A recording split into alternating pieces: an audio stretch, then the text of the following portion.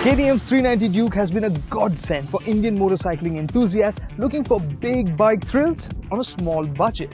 Its combination of performance, everyday usability, affordable ownership, and on top of it all, the price tag has made it one killer combination.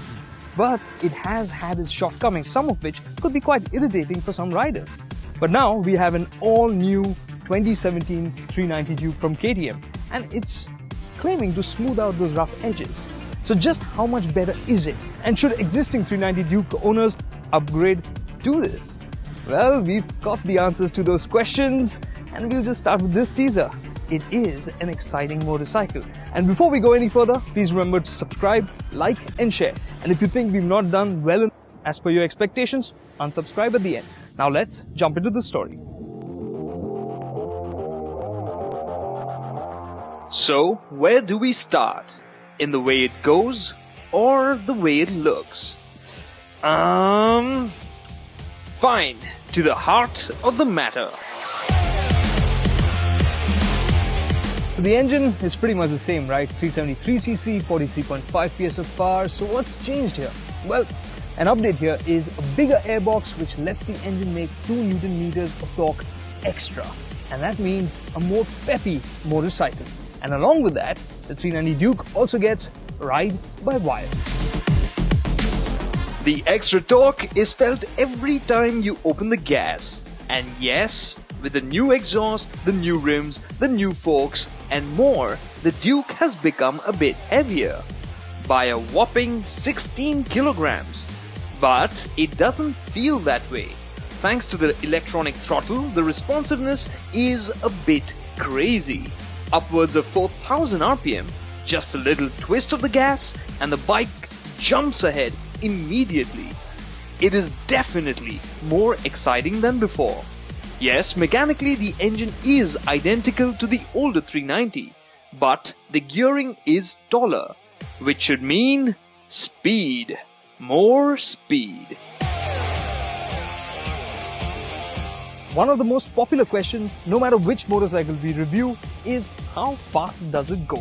The 390 Duke, we tested it out here, and in the amount of space that we had, we could hit 163 kph indicated on the speedo. And that is with my weight. So that means there is a bit more room in terms of outright speed. But it seems like the 390 Duke is just a little bit calmer and more mature in the way it uses its power now. This leads us to the next big question. Is it smoother and easier to ride?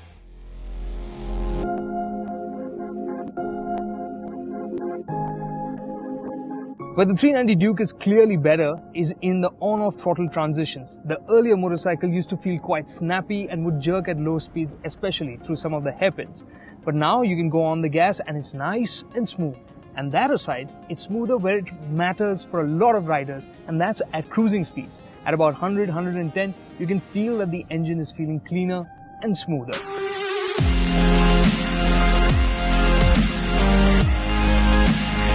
But what about city usage? Well, the clutch is light and the 6-speed gearbox is smooth and precise to use. When it comes to low-speed city riding, yes, again, a little bit more of that smoothness and sophistication can be felt there as well, but do not expect this to be trundling around in 5th or 6th gear like a lot of people do in the city and expect it to be just absolutely smooth. It's a big single. It's not going to feel like a parallel twin. Having said that, yes, it is smoother, but still, it's not the ideal motorcycle for low-speed commuting. Now, riders had another complaint with the 390. So many of you have been asking us, is the 390 Duke comfortable?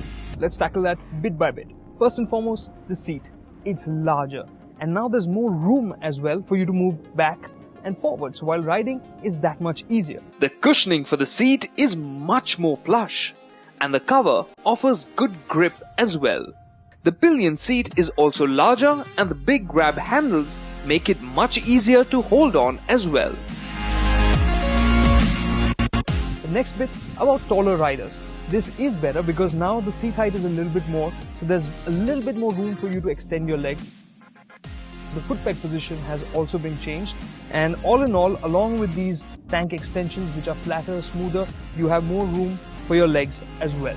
Now for shorter riders, what you need to remember is that you can't get both feet down flat. I'm 5 feet 6 and I can touch down with my toes here. You can get one foot flat down, but considering the weight of the motorcycle, it's still very easy to manage. The India Spec bike has a seat height of 820 millimeters, that is 10 mm lower than the European bike. All in all, the rider seems to sit more forward on the motorcycle and is a lot more comfortable now. And all this stems from this. Now in terms of the chassis hardware, what's obviously new is the new trellis frame, which is split now, 2 colors, looks smart, all of that, but then it also has a smaller wheelbase, and along with that there are open cartridge forks at the front.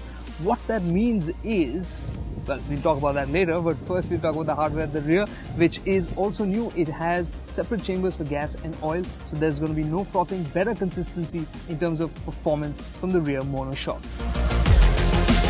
And the first impression was, wow, just wow.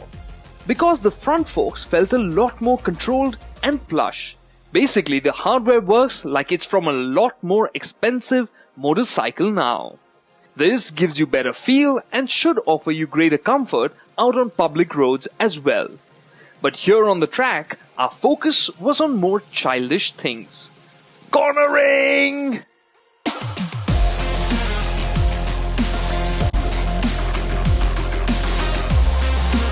The new Duke, it's sharper. They're not kidding about this feeling like the 1290. You can feel at corner entry that it's quicker, it's sharper, it just attacks corners that little bit more and makes it more involving. Earlier, the split between the RC and the 390 was quite clear. The RC was way sharper. I think now this has moved closer to the RC in terms of how it tackles corners. You can feel a lot more of the road through the bars now. And when you're really pushing it, it can even seem a bit fidgety. So yes, it isn't completely rock solid like the old 390, but it still gives you loads of confidence. Now, one big change on the 2017 390 is that the Metzlers are now of a lower speed rating. But these are still rated at 210 km an hour, which is a lot more than what the Duke can do. So, do they feel any different? If you push them really hard, my first sense is that the level of grip is just that little bit lower. I think for most riders it won't make that much of a difference, but if you're planning to really go for it out on a track, the older tires, the higher speed rating tires, would do a little bit better.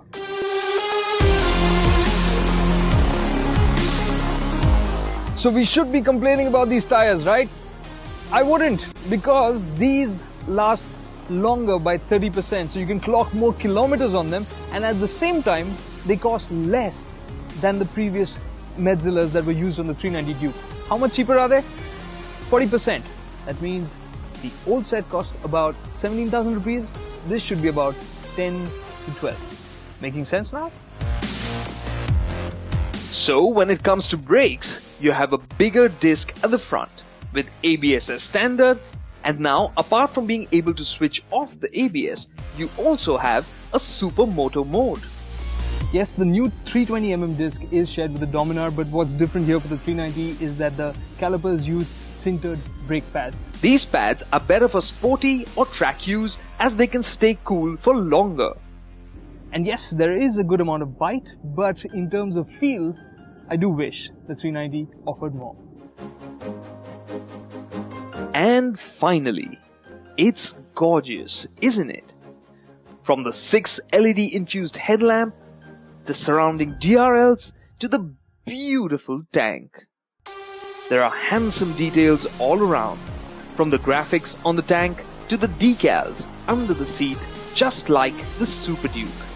And best of all, the quality of plastics and the finish feels better than before. And no, we aren't forgetting anything. Here is the party piece.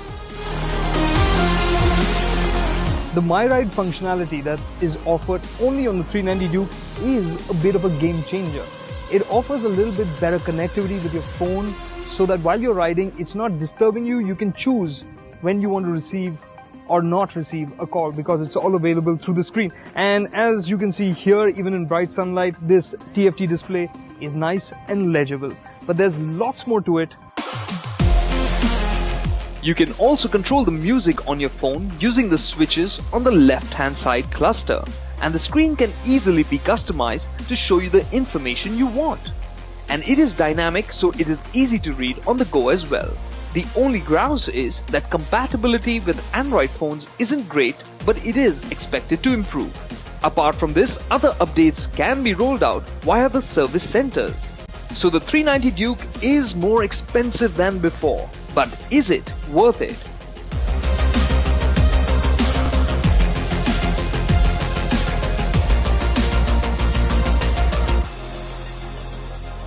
So 390 Duke owners, I know you've been telling yourself you need this bike, and that's just because of the way it looks. Because in the way it rides, yes, it is better than the older bike, but is it that big step up? Not quite. Yes, it is more refined, it is more comfortable, and it is sharper. But is it enough reason to sell your existing bike and go for this? Your wallet has got to decide that. For the rest of you looking to buy the 390 Duke for the very first time or stepping up from the 200, this is a much nicer motorcycle now to own, because not only is it more comfortable, more usable, it is also more exciting. And of course, it is more expensive than before, but for that, you are getting a lot more in terms of not just thrills, but also usability. So all in all, the 390 Duke from KTM, it's raised the bar once more.